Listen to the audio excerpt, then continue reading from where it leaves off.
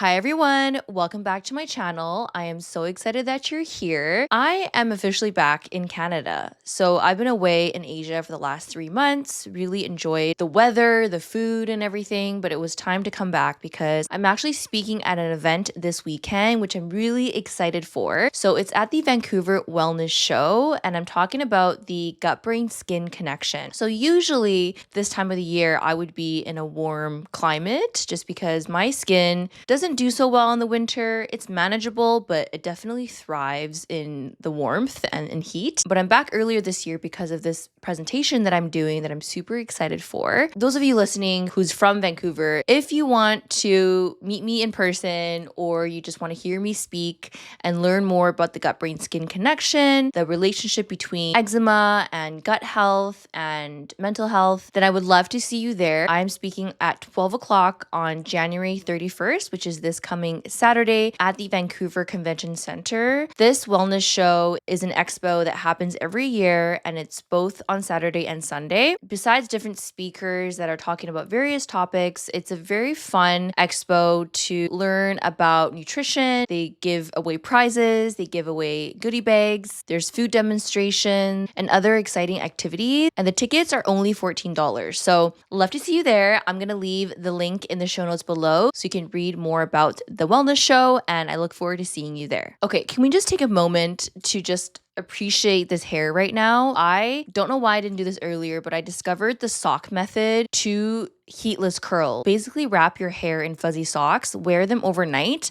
and you get these amazing curls. And this is day 2. Like I did the sock method 2 days ago and my hair is still looking so nice. Sorry, a bit of a tangent there, but I just wanted to mention for those of you ladies who want to look for a method for heatless, effortless curls, the sock method is the way. Okay, without further ado, less about me, more about you. Let's talk about today's episode, which is going to be really exciting because we're going to get into the clinical stuff. We're not going to get too technical because I don't want to confuse you guys. And I know you guys listening aren't necessarily experts when it comes to labs and clinical stuff around eczema and gut issues, but I want to go over some common labs that you may want to consider looking at, especially for someone that has chronic eczema and you're having a hard time figuring out what your root causes are, then these are the labs that you may want to consider looking at. Gosh, this Canadian weather is literally making my skin so dry. I really need to continue my skincare routine, which by the way, I made a whole video of my current skincare routine with Asian skincare. Definitely check out that video if you haven't already. Okay, back to the episode. I'm answering the question, what labs should you actually be getting if you're dealing with chronic symptoms, especially bloating, indigestion, chronic skin issues like eczema? I want to preface and say that while labs can be absolutely helpful, but they're not always necessary. Now, what I mean by that is that testing can be expensive, especially if you're based in the US. I know a lot of you have to pay out of pocket when it comes to testing or even seeing a doctor. Now, for my Canadians, even though we have free healthcare, which I'm a little bit like, what's the point of it being free when you can't even see a doctor or you can't even order tests? That's a separate issue with the Canadian medical system. But I want to mention that many of our clients see really good improvement without needing to run any labs at all. That's why I've created so many different YouTube videos and episodes about how simple nutrition, lifestyle changes don't require testing, and it can actually go a very long way. Link a couple of these here for those of you who want to start there first. The other thing I want to mention is that while labs are important, we also have to look at symptoms. Labs can point us in the direction, right, where we may need to focus on when it comes to your health. But symptoms actually tell us how your body is responding and functioning every day. This is why a lot of people, and you might relate to this, have completely normal labs but feel awful. They feel itchy, they have inflammation, their gut is completely bloated, their energy levels are just terrible, and they're fatigued all the time, they're having PMS, while others have abnormal labs, but they feel relatively fine. So this is why we need to look at both labs, symptoms, and your overall medical history before we can have an accurate representation as to what is going on at a deeper level. Now, to give you a quick example, if we have two people, let's call them person A and person B. And I'm using an example of this because I actually have a case where one of my clients whose test showed that he had elevated H. pylori, which is a bacteria that we all have in our gut, but his was overgrown. Person A and person B both have elevated H. pylori. Person A has severe upper GI symptoms, which is exactly what we see with patients with H. pylori. Bloating, nausea, acid reflux are the main symptoms with H. pylori. That's person A. Person B still has elevated H. pylori, but they have no symptoms at all. Now, in these two cases, although their labs show that they both have H. pylori, but person A has symptoms and person B doesn't have symptoms, this tells us we don't always treat H. pylori just because it's high. And this also tells us that while labs are important, it's not the only factor that we need to consider. How I usually approach symptoms as a practitioner is we don't want to treat the labs. We want to treat the person, looking at everything, their nutrition, their lifestyle, their medical history, their supplements, their medication. All of these help to put the pieces together. Not to forget, you guys know I talk about nervous system, and I know it's like a buzzword nowadays. Oh, nervous system, everyone's like mentioning this word, but it really does impact your body and your labs. If your nervous system is dysregulated and you do your testing, this is when we can find abnormality in your testing, whether it's low stomach acid, slow digestion, nutrient deficiencies, because nervous system dysregulation can affect those labs. So I hope that makes sense in terms of looking at labs and whether or not you need them.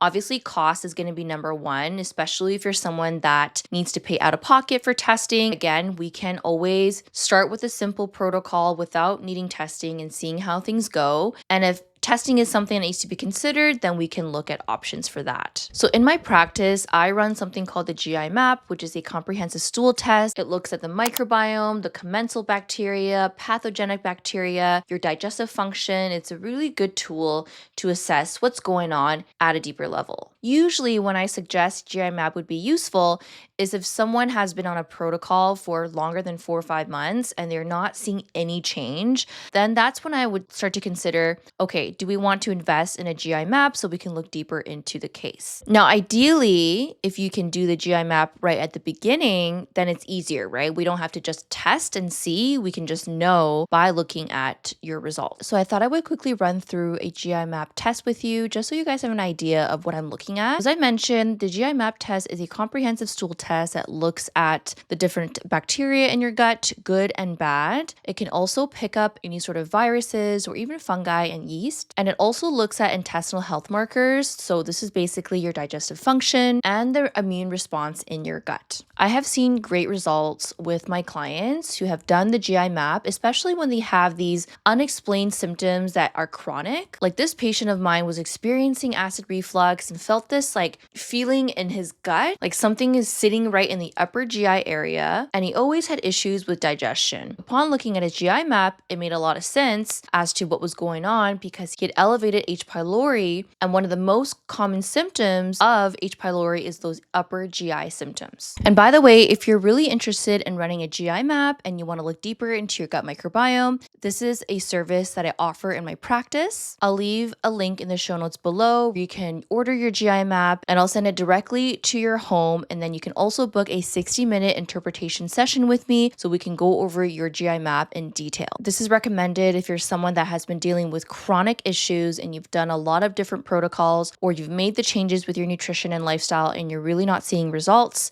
and you've never run tests before, then GI map would be something to consider. In the GI map, the first page looks at pathogens. Oftentimes with these sort of bacterial pathogens, you probably recognize them. They're the type of bacteria that you get with food poisoning. And because GI map is a highly sensitive test, it can pick up bacteria fairly easily. Then the second page of the test looks at H. pylori, which again, as I mentioned, everybody has. Sometimes it's more elevated than others, but again, we have to look at clinical symptoms before we make a decision of whether or not we want to treat it. The commensal bacteria is basically the good bacteria. So low or high doesn't necessarily mean it's good or bad. And it doesn't mean that you have a bad gut if it's high or if it's low. This is why, again, I'm always asking, okay, what symptoms are present and how are you feeling? Then the third page is the opportunistic bacteria. This is the bacteria that we have in our bodies that are found normally in the gut microbiome, but they can become pathogenic when the immune system is compromised or weakened, or when digestive function is weakened. So meaning they don't usually cause harm, but if you have dysbiosis or you have low immunity, it can become a concern. That's what the third page is all about, opportunistic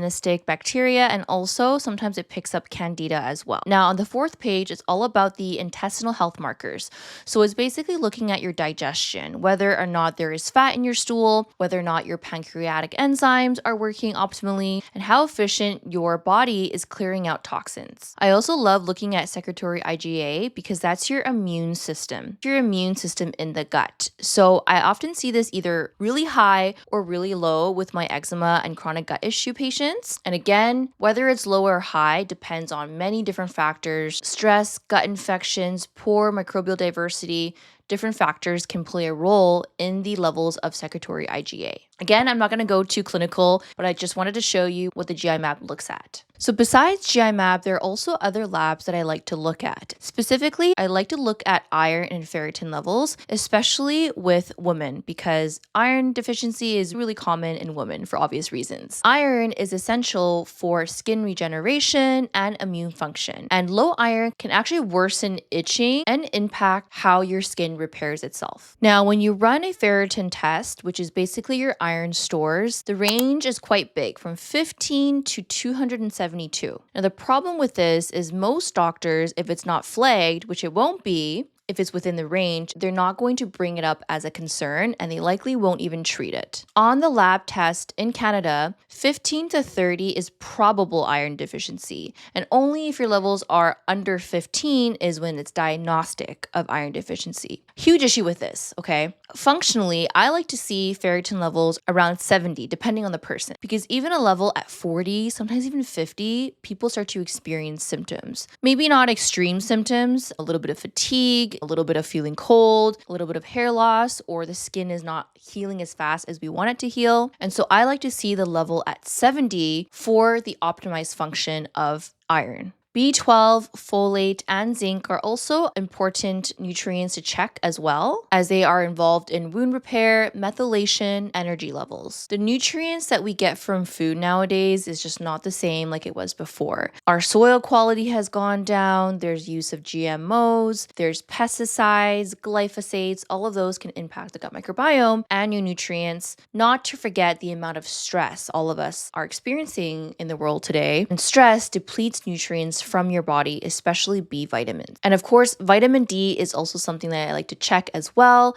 Vitamin D plays a huge role in your immune system, actually eczema healing as well. Tons of research studies looked at the link between vitamin D deficiency and people with eczema. In Canada, you do have to pay out of pocket for most people for vitamin D. It's around $65 to $70 Canadian, I think, but it's honestly worth it because you need to know what your levels are. You don't want to be too low and not supplementing enough, and you also don't want to be too high and also supplementing too much. Lastly, I like to look at Thyroid Labs. Thyroid is really important because it can actually contribute to dry skin and slow healing. So we want to look at not only the TSH, but also the free T4 and T3, because that is a better representation of your actual thyroid health. The problem is in Canada, again, is that most doctors will only test for TSH because they're kind of limited to how much they can test unless the labs are abnormal for TSH. But if you can test for T3 and T4, then that is going to be a better picture of your thyroid function. Another overlooked lab for gut issues and eczema is blood sugars. Now, when your blood sugars are all over the place because you're skipping meals or you have high cortisol because of stress, that can impact inflammation. We want to look at your fasting blood glucose and also your hemoglobin A1C. So I hope today's episode helped you with clarifying as to what labs you should consider looking at, especially if you're interested in looking deeper into what's going on with your symptoms, but also remembering that labs are tools that are helpful in looking at what might be imbalanced in your body, but they're not answers, okay? Just because you have a lab result does not mean you're going to get the right solution. The real reason why we run labs, we need to know why we're running it, when to actually run it, and how much it actually impacts your results and your healing. Many people heal without running labs by focusing on consistency, proper nourishment, nervous system regulation, because all of those things will impact your labs, right? And not focusing on chasing perfect numbers on a test. Now, if you're feeling confused about your labs or unsure if testing makes sense for you right now, or you're just looking for general support when it comes to your health and your symptoms, that is something that I help people navigate. You can book a free consultation in the show notes below. There's an application form that takes about 5 minutes for you to fill out, just so I can understand your goals and your health, and we can hop on a free call to see what is best for you. Thank you so much for listening. If you enjoyed this episode and other episodes, make sure you hit subscribe on the channel or on my podcast. Leave a comment below. Check out the other videos I have on my channel. We will see you in the next video. And also, if you're in Vancouver, we will see you at the Vancouver Wellness Show. Bye.